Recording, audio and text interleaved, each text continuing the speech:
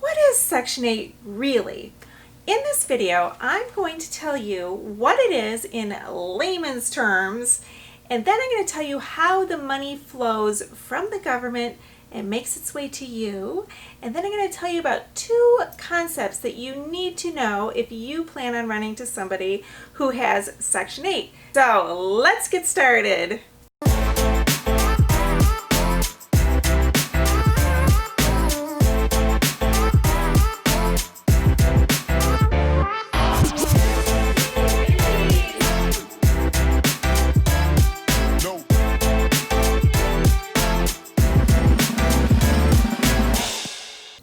Monique Burns with Great Day Property Management. My husband and I, we buy houses in Detroit, we renovate the houses, we place a tenant, and then we sell the houses to investors all over the country and all over the world who love to get the return on investment that only Detroit right now can provide. I am also on the board of my local RIA group, RIA of Oakland. RIA is Real Estate Investors Association.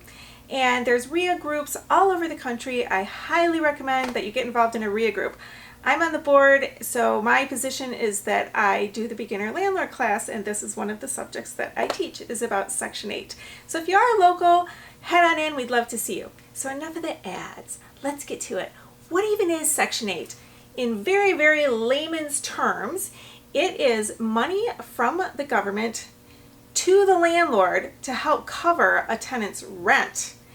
And I have a blog that I wrote about this in far more detail. It's a way for people that have very low income to get help paying for their rent. Section 8 doesn't usually pay all of the rent, they pay a portion of it. However much income the tenant makes, Section 8 will take 30% of that and say, now you need to pay the landlord yourself that amount of money. But then they'll pay the rest right to the landlord. So I'll tell you how this works. It starts with HUD. So HUD is Housing and Urban Development. HUD has a certain amount of money to give to PHAs, which is what they call Section 8 offices. So HUD gives money to the Public Housing Agency, which is what I call the Section 8 office. And they have different names. Like where I live, there's a Taylor Housing Commission, there's a Livonia Housing Commission, but then there's a CMA and there's RPI. And these are different places where tenants go to get their voucher. Back before all the fair housing laws came into effect, different municipalities or cities would start their own Section 8 office. That's why some of them are named after a city. And then with fair housing, they said, well, you can't tell people where to live because that's discrimination.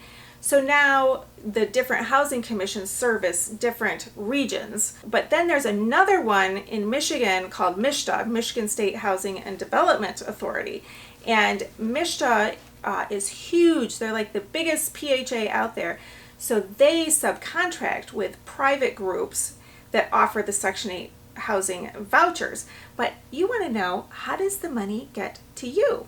So the PHA, then they go into a contract with the tenant. I have a whole video on roles between the Public Housing Agency, the tenant, and the landlord, so be sure you watch that one. The PHA every month then deposits that HUD money into your bank account. So it goes from their HUD to the PHA to the landlord. Direct deposit into your bank account. If you were wondering, should I rent to somebody with Section 8?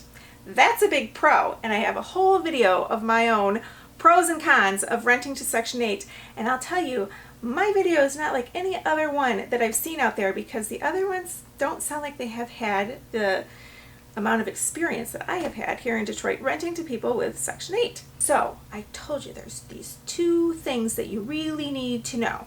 Each Section 8 office or PHA has a region that they service, and it's not spelled out. Nobody really knows what the border is of that region.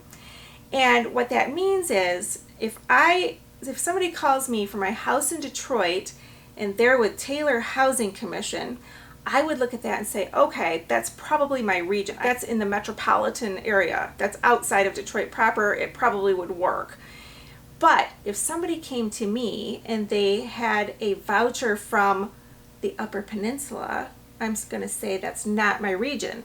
Or if they had a voucher from Ohio, I would say that's probably not my region. New people to Section 8 don't always understand the regions. They've been told by HUD, we can go anywhere in the country. So they get their voucher and they go looking anywhere. So that's something that I pay attention to. I look at the address of the Section 8 office. A person who has been on Section 8 for a while, they know the region. They know what city they can rent in, and you're good. Well, you can still rent to somebody who's out of the region, but then you have to go through porting.